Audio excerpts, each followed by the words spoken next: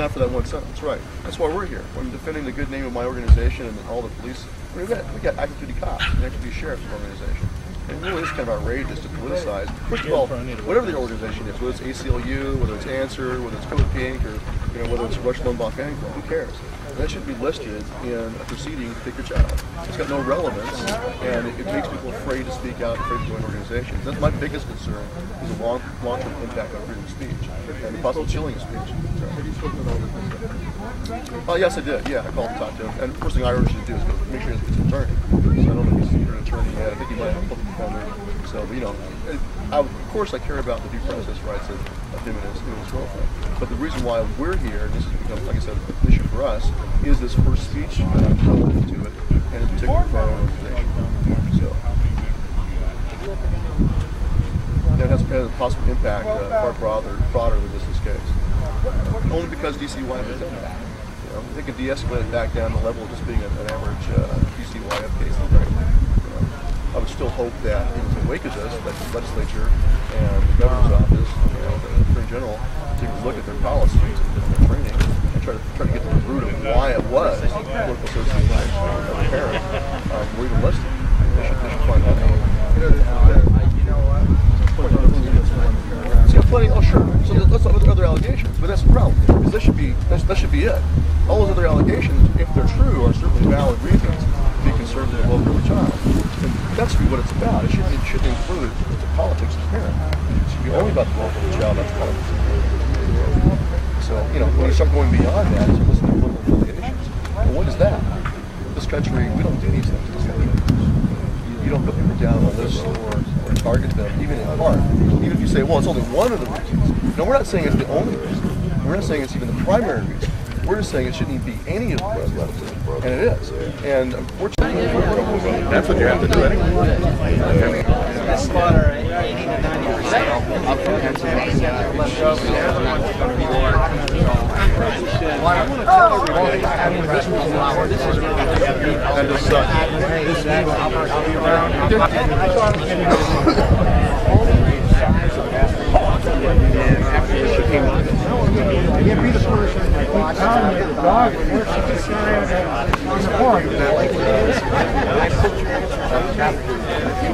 If you don't pursue the truth, you're not going to get the truth.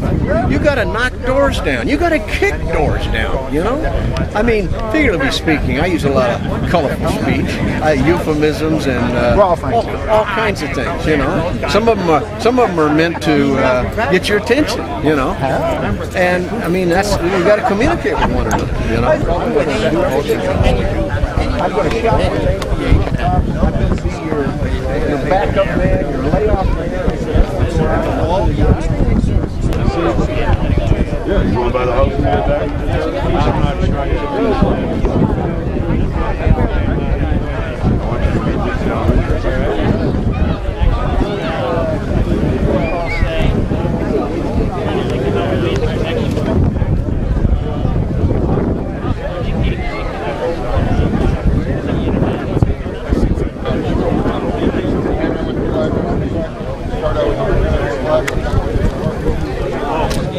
Say something, and then 3 days later, Trudge will say it. Yeah. That's why he says, I really do believe what he says.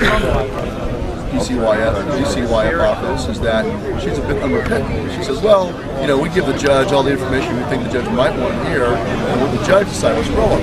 So what that really says is we're going to throw everything against the wall, including your political affiliations, which have no bearing at all on anything. And we'll let the judge decide when the judge wants to use that. So what's that mean? That means that the judge doesn't like this looking through, then now the judge gets to go, well, in this case, I don't like these people. I'll go ahead and use that as one of my reasons. So that's not legitimate. It's unconstitutional.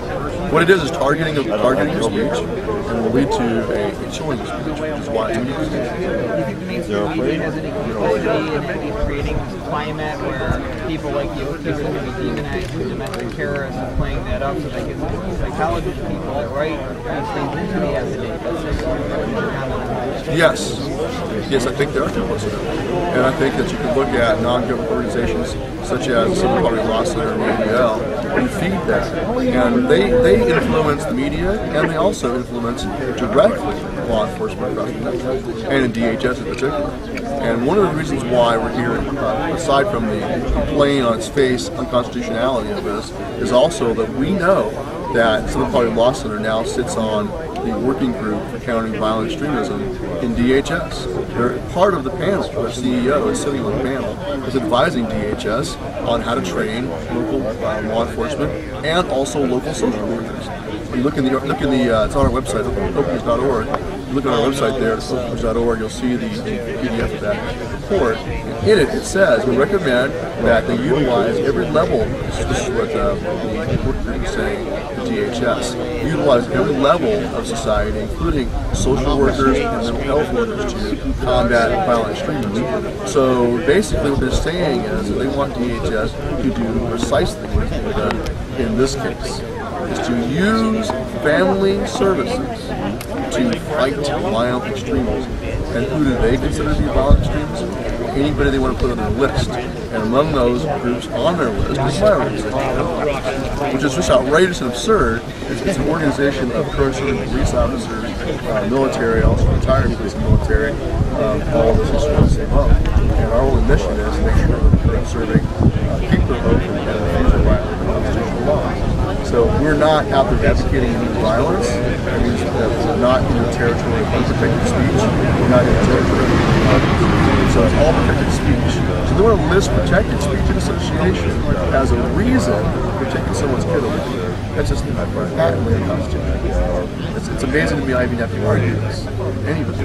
And so I know who will prevail. But if you go to a actual litigation on this, to a trial and a lawsuit on First Amendment grounds, so I'm this is core political speech. My organization is out there advocating using freedom of speech to advocate obedience to the Constitution, to advocate support fidelity to our highest law of the land.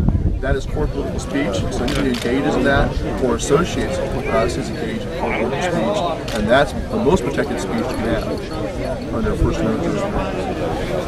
Celia might be able to help you. She's the director. Keep sign. Get that behind us. Who has our? Folks, my name's Dave Freeman. I'm from the great state of Nevada, Las Vegas. I retired Metro PD, gave them 31 plus years, and Stuart has several hats on me. One of them is Oath Keepers Western Vice President, and my brother Chauncey is the Oath Keepers Eastern Vice President. We kind of divided the country by the Mississippi, I think. So I asked Stuart if it might be appropriate if we give the oath ceremony, give them an opportunity to participate in our wonderful oath ceremony. It's so precious to us. And so I will read it first because, you know, this is really a solemn occasion here, and I want you to understand what this is about. I want you to hear it and think about it, because don't raise your hand and swear to this if it's not something that you're going to abide by the rest of your life. Okay, so I'll read this to you. And this is what it says. I, and then that's where you'll state your name right after I say that. Do solemnly swear or affirm that I will support and defend the Constitution of the United States against all enemies, foreign and domestic, that I will bear true faith and allegiance to the same, that I take this obligation freely without any mental reservation or purpose of evasion, pledging my life, my fortune, and my sacred honor. So help me God. Now that's the oath. If you'd like to take it with us, I'd like to administer the oath right now. Please raise your right hand. And remember, this is a brand that's going to stay on your heart for the rest of your life. I, David A. Freeman, do solemnly swear or affirm that I will support and defend the Constitution of the United States against all enemies, foreign and domestic,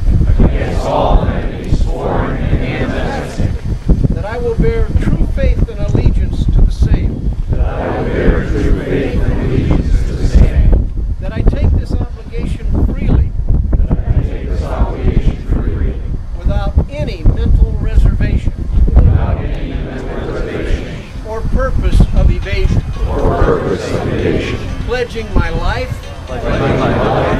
my fortune, and my sacred honor. So help me God.